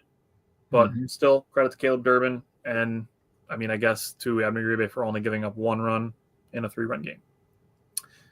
Last thing I want to say on this game is Jacob Mizorowski was pulled after 5 innings. He threw 74 pitches. The reports from the game were that his max was going to be 80. So I don't think anybody needs to freak out that he's pulled early or that they're not letting him do things. Last Friday, we just talked about how Murph let him go a little bit. This game, they reeled him in a little bit. So there's some give and take there, which I think is fair. I like the let the young guy pitch, the let the young guys play. But, if we're talking about this game, the draw coming in was Skeens versus Mizorowski. Mizorowski pitched 5 scoreless. The Brewers hung 4 on Skeens in 4 innings. Mizorowski's already won the starting matchup. Yep. So we can take it, and I'm good. Not to mention, Brewers are off tomorrow. So I'm good with how it went. Obviously, the Brewers won, so we're good there. The Brewers had a 6-1 week. That's fucking awesome. I love it. I would have loved to see Mizorowski and Peralta pitch a doubleheader against the Cubs and take 2 of them in a row. That would have been awesome. But I have no qualms in a 6-1 week for the Milwaukee Brewers. No, you can't, honestly. I thought Mizorowski was great, and I thought the Brewers' approach, especially in the 2nd inning, was fantastic for Skeens. Like you said, making him throw 37 pitches. He was at 50 at the end of the 2nd inning, so, that's just good stuff, good for us. I feel bad for Paul Skeens because he's I don't want to say generational because people just throw that shit around so much, but he is a very talented player. He can be phenom. You can give him the term phenom. Okay, phenom is fine. I'm just honestly getting sick and tired of everybody saying everybody's generational. Like Shohei Ohtani, elite. Elite is another term that people throw around too easy. Yeah, is that he's elite? That one I'm not scared to say. But like, if we're talking generational, Shohei Ohtani, conversation ends. Sorry, Aaron Judge is really, really good. He's starting to creep into that generational, conversation too if he keeps it up for a couple of years. But Shohei Ohtani is generational. He's the only one right now. Aaron Judge is a superstar. He's very good. He's another guy I always say elite. But Paul Skeens, tremendous. Yeah, they better enjoy him because come 2029, that motherfucker's going to be running. He's going to have one leg out the door that entire year. Honestly, they might trade him. But a dude's going to be wearing pinstripes. Probably. He's going to follow the Garrett Cole career path. Yeah. Maybe. We'll see. But, can't feel too bad. He's going to be really, really rich. He's going to, And he's getting really done. Rolling cash. Yeah, but right now it sucks because he's 4-7 and he's got like a 1.95 ERA. I'll feel bad for him for probably about 35 seconds, and then I'll go like, I got to go to my job tomorrow, bro. Like, he gets to have the day off and eat sunflower seeds. Fuck this guy. Dude, Justin, don't even say Caleb Williams and generational in the same sentence. That's so dumb. Dude, so dumb. I'm not going to start on that. Yeah, not even touching it. Trevor McGill, 18th save of the year. He's been absolute fire over the last week. So the Brewers, if you didn't know, this was game 81 for the Milwaukee Brewers today. Yeah, halfway point. They are exactly at the halfway point. They are 9 games over 500 at this point, and they're on track for another 90-win season. So, ho-hum, the Brewers win 90 games, and they make the playoffs, and everybody's going to be upset about it. Love that. And still one of the younger teams in baseball. Dude, they're young all over the place. We just talked about their whole left side, dude. Like Collins, rookie. Durbin, rookie. Joey Ortiz, literally a second-year player. You go to center field, literally a second-year, 21-year-old player. 21-year-old. You go to right field. What does it do? 23? What is he, 23, 24? 24. But young as shit. Second year and a half. Literally the only old people people, as they're the same age as us, is Rhys Hoskins and Christian Yelich. Christian Yelich is older than us, but he's 33. Well, so is Hoskins. Hoskins is 33, but still, the Freddie point Peralta is remains, one of the veterans on the team at 30. that's insane to me. And They're a obviously young Quintana team. 35. But Yeah. plenty of youth on the team. The Brewers, like we said, are off tomorrow.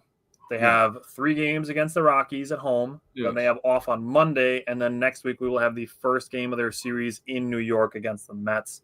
Enjoy the off days now. And obviously at the All-Star break when we get there in August, they're going to have 19 games in 18 days. Fucking rip them, baby. So enjoy the off days now while we got them, because they're going to be hard to come by later in the off season, in the season. Very true. Okay, so we're going to switch. We have one more segment to do real quick, and we're just going to talk about tonight. Yes. The NBA draft starts.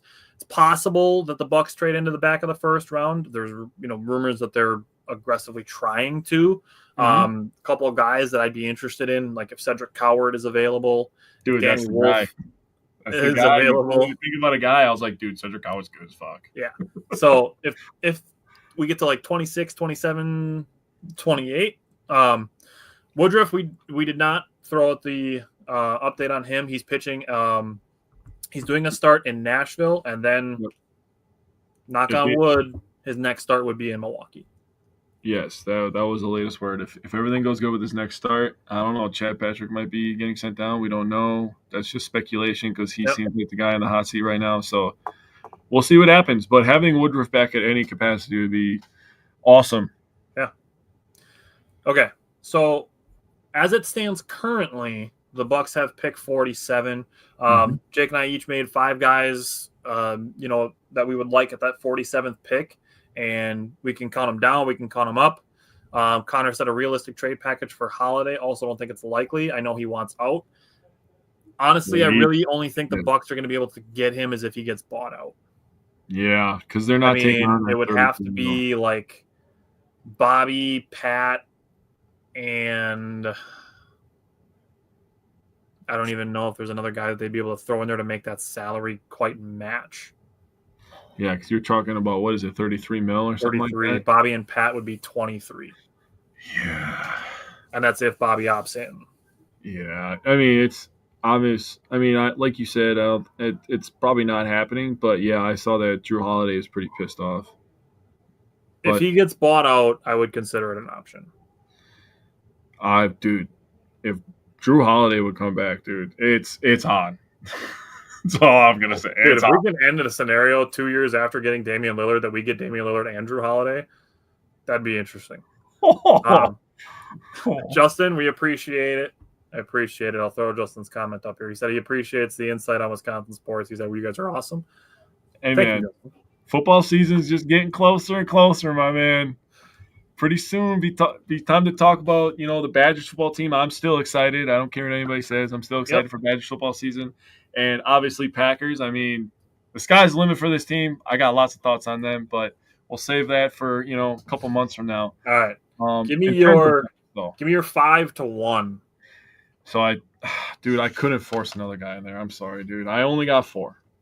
Okay. I couldn't force another guy. I did look up that dude you told me last night. I'm not going to say his name because he is on your list, right? Yeah. He's on your list. Okay. So I'm not going to say his name, but there is 4 guys that legitimately, in my mind, make sense for the Bucks. So I don't know if you want to give your 5 and then we'll just go 4 staggered. You want to do that? I mean, if you want to rip yours, we can rip them or we can stagger. Yeah, let's just rip them. So I told you last night, I did put numbers next to them, but I'm not like ranking them like this guy first, this guy second. Okay. I'm just like saying like strategically, like I like all of these guys for the Bucks. So I'll just start with my guy at the top, and that's John Tonje. Obviously, we're all familiar with him, former Wisconsin Badger. He's a Mizzou transfer.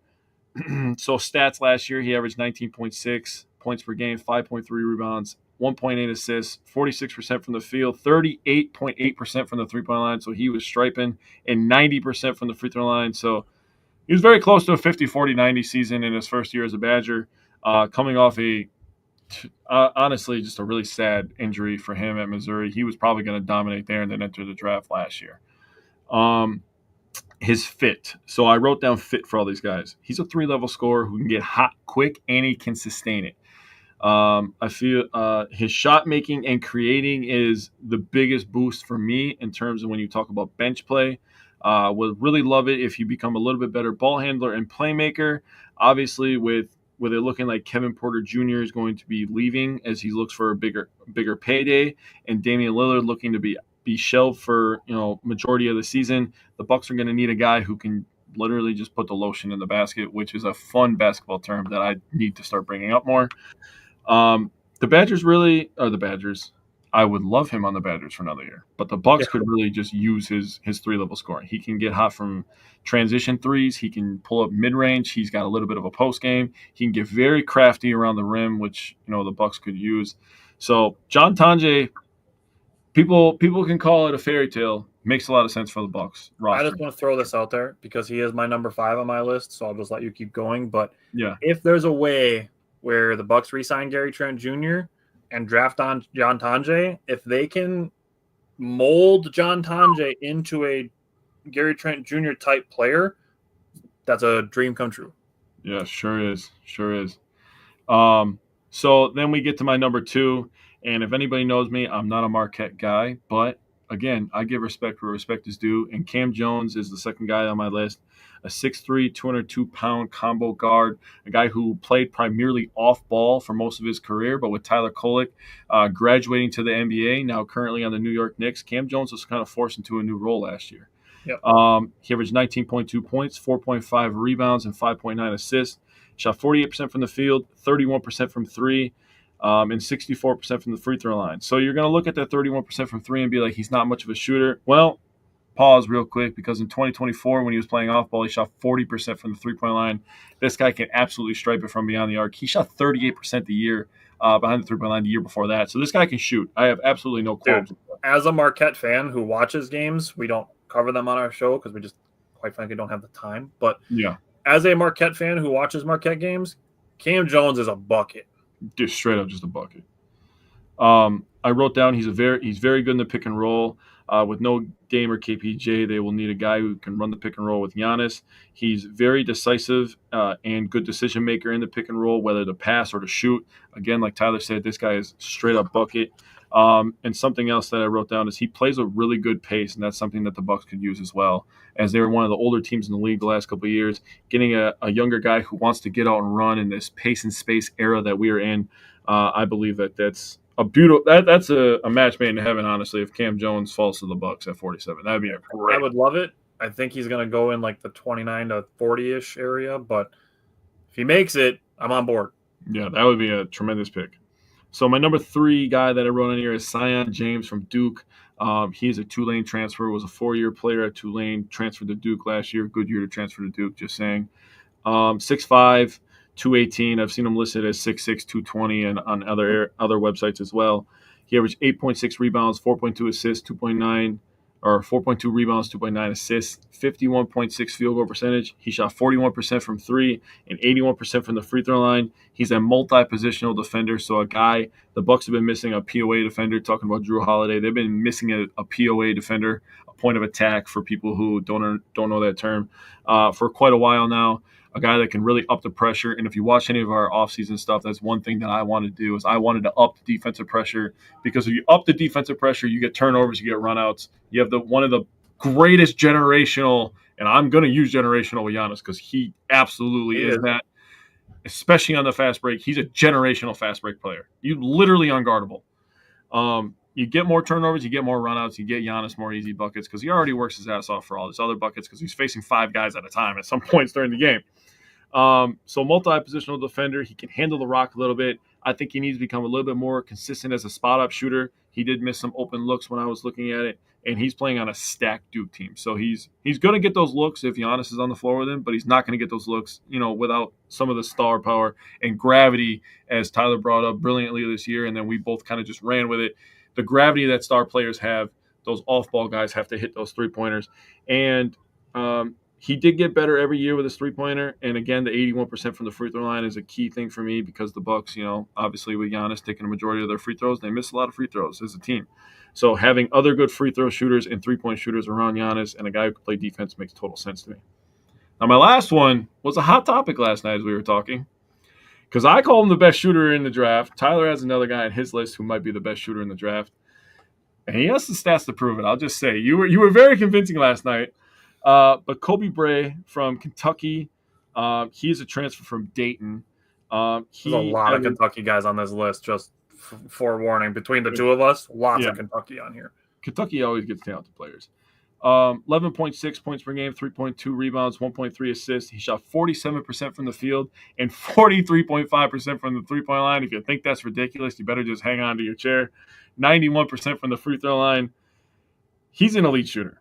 He is the best shooter in the draft. I was like, you want to surround your superstar with a guy that can shoot. This is the guy. So told you 43% from the three last year. In 23-24, he shot 51% from the field and 49.8% from the three-point line, which is just the stupidest thing I've ever heard in my entire life. Over his last 3 years, right? I took down his last 3 years because that was when he got a big bump in playing time. He was 339 of 741 overall from the field. That's 46%. That's pretty decent.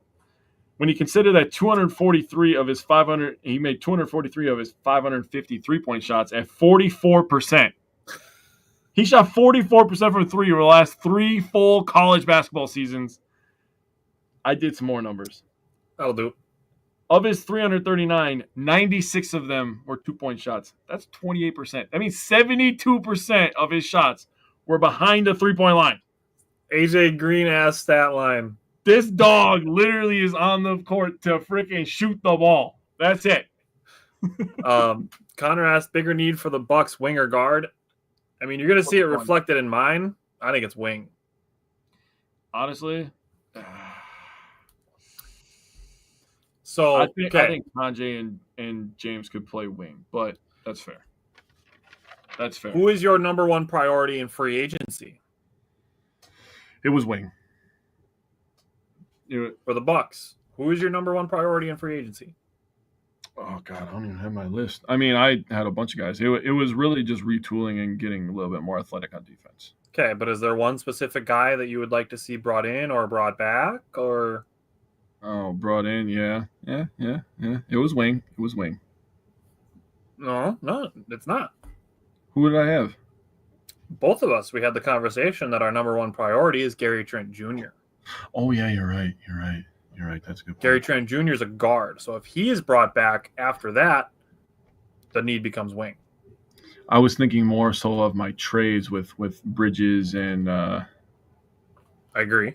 And, we've talked about guys to bring in too. A guy that I really like, I think he'd be cost effective for the Bucks would be like Larry Nance Jr. Yeah. I think he fits. He was a wing. That's fair. He gets labeled as a center sometimes, but he's a power forward, small forward, kind of ish center, but he's more of a wing. Yeah. Most of my guys on my list are wings, except for John Tonje. John Tonje is a guard. He would be a shooting guard. My number 4 guy is a center, actually, and it's Amari Williams, another Kentucky guy. He is 7 feet tall. He has a 7'6" wingspan. He's 255 pounds. He averaged 10.9 points, 8.5 rebounds, and 3.2 assists. So here's where I'm talking about drafting a center. He is a good ball handler in general, not just for a center. He's a good ball handler. He's a really good passer, as evidenced by the fact that he is a center averaging 3.2 assists. He's a good rebounder. He's a strong rim defender, and he's left-handed, which is just kind of a crafty thing and makes all of his passes look cooler. Shot 56.1% on field goals, 62.3% at the free throw line, which isn't an unheard number for centers. Now, what I put in my notes is that I like him more than other second-round bigs that we've talked about in the last couple years. Yes, 255 pounds. That's like 10-ish, 15-ish more than Bobby Portis. But it's still 25 pounds less than Brook Lopez weighs. I like him more than guys like Christian Koloko and Yves Missy and Ulrich Chomchi, guys like that we've talked about in the second round. as, like project big men. As him being a non-shooter, if the Bucks were to run a 5-out offense like they normally do with Giannis, they essentially just do that for spacing for Giannis. I do believe that his ball handling and passing ability would still make him effective in a 5-out offense, because you can't just not pay attention to him, because if the ball does get kicked out to him, he can dribble and make passes to still be effective in the offensive front court, in the half court offense. You can't just camp a guy in the paint because he's not a shooter. Well, on top of that, I mean, there's so many backdoor cuts that you can do in short. And we watched Pat Connaughton dominate in that short corner for a couple of years there. He could literally just hit short corner and still play 5-out. The other thing is, like, he's taken some threes. I'm not going to go and say that he's a shooter, a 3-point shooter. He's 9 of 30 in his entire career in college. So he's 30%. So if there was a point in time where Dwight Howard and JaVale McGee were shooting threes, you could probably let him let a couple fly. That's fair. And the other thing is in college basketball, he was in the 89th percentile in putbacks. So you could literally just tell him, hey, we're going to run 5-out. When Giannis drives, follow him to the rim. Yep. I like telling people that when we're playing basketball, like, follow the guy that's driving, because if he puts one up short or it gets blocked, you can be right there with a free layup. Yep. Number 3, I have RJ Lewis. He is more of a wing. You could probably play him at shooting guard. He's 6'6". He has a 6'11" wingspan. 215 pounds. He averaged 18.2 points at St. John's last year, 7.2 rebounds, 2 assists. He was 43.9% on field goals, 33.6 on threes, 74.7 on free throws. He's super athletic. He gets up. He's a good on-ball defender. He's a good off-ball and transition rim defender. And he will mix it up in the post. He's not afraid to mix it up, even though he's a little bit light. He's a good ball handler. He's a good passer. I think he's a good shooter. He has a good shot. And he can catch and shoot or shoot off the dribble. The way that I view him is like Ajax with offense. He's got the athleticism. He may not be quite as strong of a defender as Andre Jackson Jr., but he is effective offensively. Something that unfortunately we just haven't seen develop from Ajax, even though we've talked about what we would like to see them. Number 2 guy, Jalon Moore. He's more of a guard. He's 6'6". He's a 6'10" wingspan, 203 pounds. He averaged 15.9 points and 5.8 rebounds for, I believe, Oklahoma last year. 47.1% from the field, 38.1% from free, so very effective three-point shooter, and 84.0 from the free throw line. So, Connor, to answer your question, if it's wing or guard, I guess it doesn't matter as long as you can shoot. Jalon Moore, I love his approach to scoring offensively because he wants to get to the rim, but he can shoot, as obviously evidenced by him shooting 38% on threes, but he is also in the 83rd percentile on catch and shoot. So he's a very reliable catch and shoot guy, and he can shoot off the dribble, and I like that he wants to get to the rim first before shooting. So I like that approach. There's a lot of guys I would rather just camp at the three-point line. He wants to get to the rim, but he can shoot as well. And my number 1 guy, the guy that I would like to see the Bucks draft tomorrow night, Jake said his guy is the best shooter in the draft. I feel like this guy could be the best shooter in the draft for a couple of reasons. One, I believe he is the best in college basketball at moving without the ball. He is fantastic coming off of screens, moving around, obviously like back cutting, moving without the ball. Fantastic. Something that I called for during the Bucks season last year to have more of is guys moving without the ball. More stuff happening on the opposite side of the ball. Screens, whatever, it doesn't matter. Screens, cuts, anything to have movement going on the other side of the court so that 2 guys aren't getting rest on defense. Yeah. Jackson Robinson. He's 6'7", 193 pounds with a 7-foot wingspan. So he's light. He would need to put on some weight to be a little bit more effective defensively. But he's got some passing ability. He's athletic. He averaged 13 points, 3.5 rebounds, 1.7 assists. 43.2% from the field, 37.6% from the three-point line, 76.3% from the free throw line, and he can shoot deep. He can shoot real deep threes. He had 8 makes over 25 feet last year, so he can let it fly. And He was in the 88th percentile in spot up scoring, just in general. Mhm. So you're essentially talking about him being in the top 12% of college basketball of spot up scoring and just being elite in moving without the ball in his hands, something that Bucks role players will need to be good at.